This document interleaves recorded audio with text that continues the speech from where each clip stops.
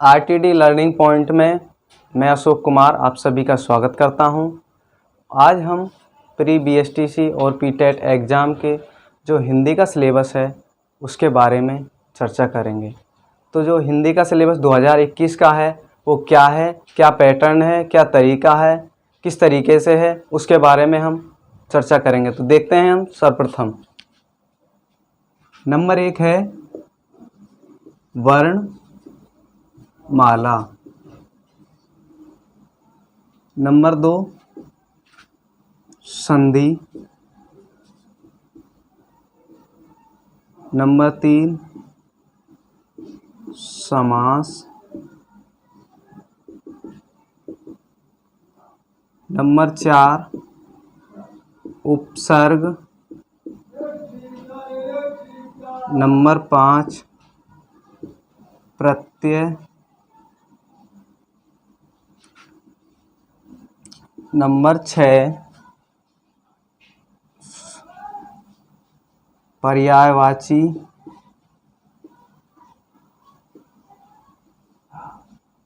Number 7 शब्द शुद्धि।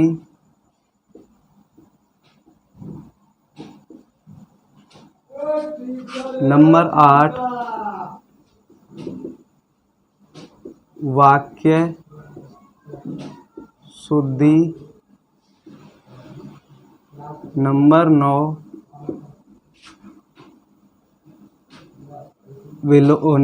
विलोम शब्द।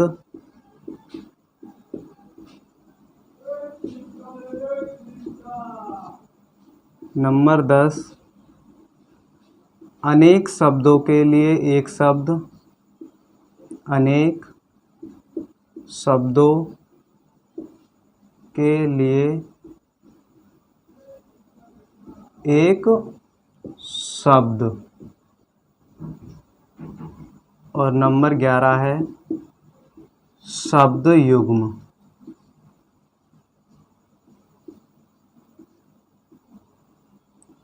तो जो हमारा 2011 का सिलेबस है उसके अंतर्गत जो हमारे टॉपिक हैं ये हैं, पहला है वर्णमाला, उसके बाद है संधि, समास, उपसर्ग रहेगा, प्रत्यय, पर्यायवाची, शब्द शुद्धि, वाक्य शुद्धि, विलोम शब्द, अनेक शब्दों के लिए एक शब्द और शब्द युग्म।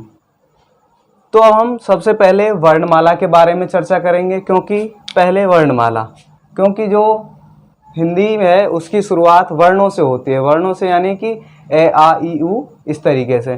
तो जो शुरुआत है हिंदी की उत्पत्ति है वो वर्ण से हुई है। तो हम वर्णमाला के बारे में चर्चा करेंगे। तो जो वर्णमाला है वो वर्ण से बनी है। वर्ण यानी भाषा की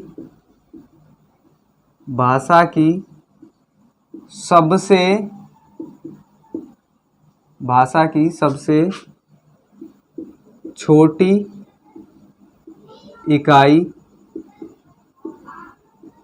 वर्ण है। यानी जो भाषा की जो सबसे छोटी इकाई है वो वर्ण है। यानी कि वर्ण जब मिल जाते हैं तो उससे वर्णमाला का निर्माण होता है। किसी वर्णमाला में रहेगा किसी लिपि में निर्धारित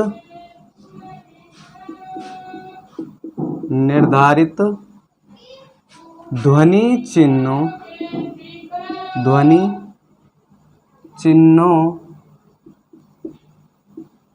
को उस रूप में व्यक्त करना वर्णमाला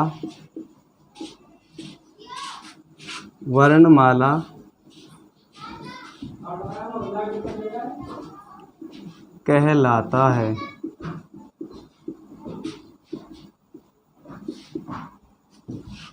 यानी कि वर्णमाला कहलाता है।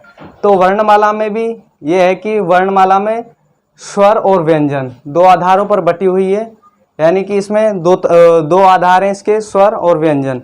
तो स्वर है जो 11 हैं। तो जो स्वर, पहले तो हम वर्णमाला में ये करें, वर्णमाला, इसके दो रूप हैं, एक तो है स्वर और एक है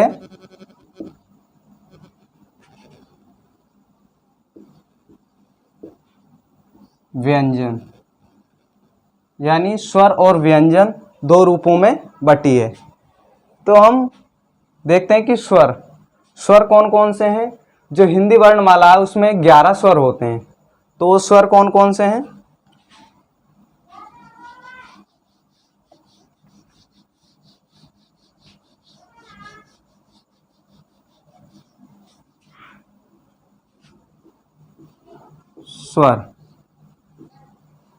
स्वर हैं ए, आ,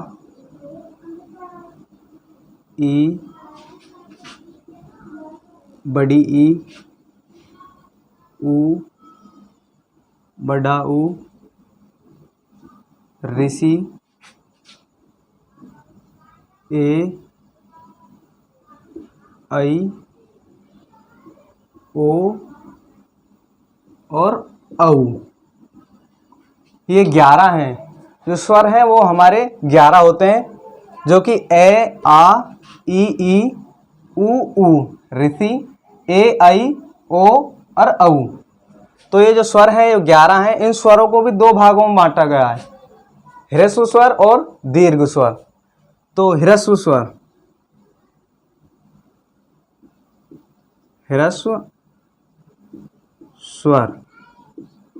ह्रस्व स्वर क्या होता है कि जिन स्वरों को बोलने में कम समय लगे, यानी कि बहुत कम समय लगे, उन्हें ह्रस्व स्वर कहा जाता है, यानी छोटे। तो इसमें है ए, छोटी ई, ऊ और ऋषि। ये 4 आते हैं। जो ह्रस्व स्वर है उसके अंतर्गत 4 आते हैं। दीर्घ स्वर वे हैं, दीर्घ स्वर।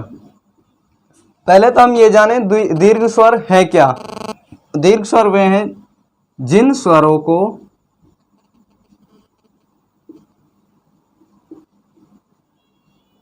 जिन स्वरों के उच्चारण में ह्रस्व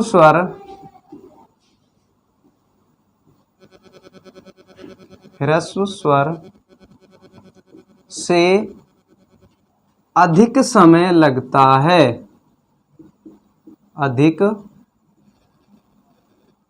समय लगता है, दीर्घ स्वर कहलाते हैं। दीर्घ स्वर कहलाते हैं।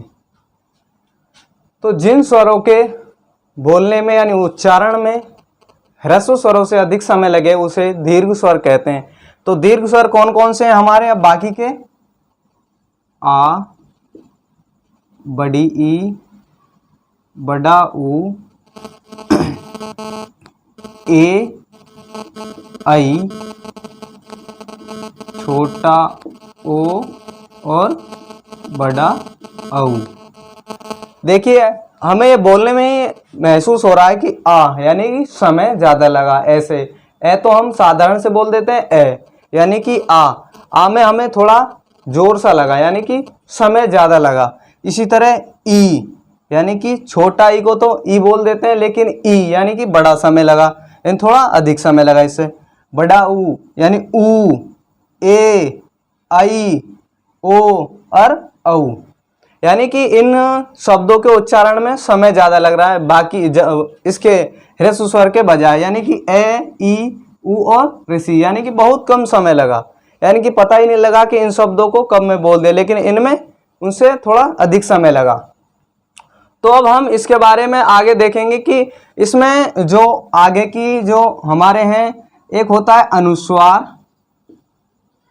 अनुस्वार, अनुस्वार के अंतर्गत अंग आता है, जो अंग बोलते हैं ना हम वो, और एक होता है विसर्ग। विसर्ग के अंतर्गत अणे आ जाता है, यानी कि जो ए आ ई उ ऋषि ए आई ओ औ के बाद में अंग और अणे आता है ना, शुरुआत की जो अपनी पंक्ति होती है उसके अंतर्गत, तो इसमें अंग है जो तो अनुस्वार आता है, क्योंकि इसके सिर के ऊपर अंग की मात्रा है, तो इसे अनुस्वार बोलते हैं। जो ये मात्रा होती है इसको अनुस्वार। और अणे, अणे में विसर्ग, दो बिंदु आ जाते हैं जो पीछे किसी शब्द के, तो उसे विसर्ग कहा जाता है। तो अब हम आगे चर्चा करेंगे, ये तो हमारी हो गई स्वर के बारे में। अब यहां से आगे हम करेंगे व्यंजन के बारे में। तो व्यंजन क्या होता है, पहले हम ये जाने कि व्यंजन है क्या।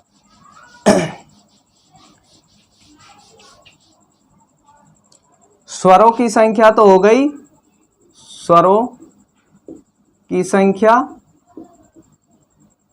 11। अब है हमारे व्यंजन।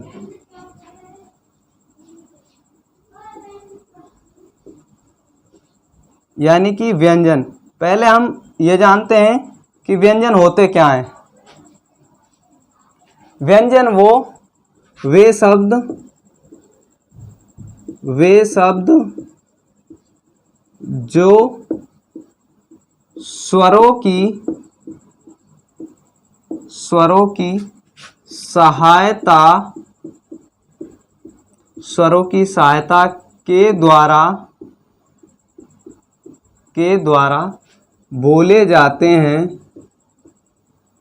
स्वरों की सहायता के द्वारा बोले जाते हैं, उन्हें व्यंजन कहते हैं। उन्हें व्यंजन कहते हैं। तो जो हमारे व्यंजन है वो इनकी संख्या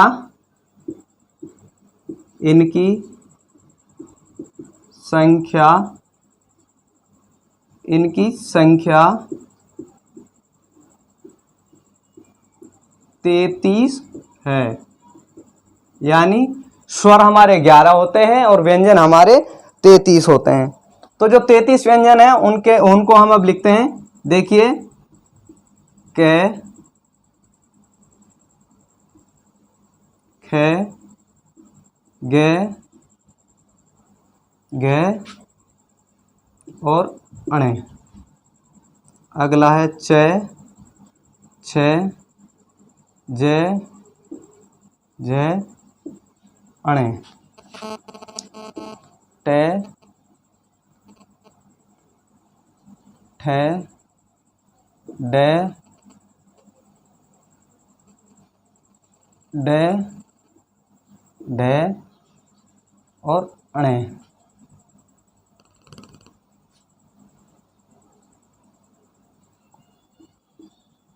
त, थ, द, ध और न। प, फ, ब, भ और म। अगला है य, र, ल, व, य, र, ल, व। अगला है स,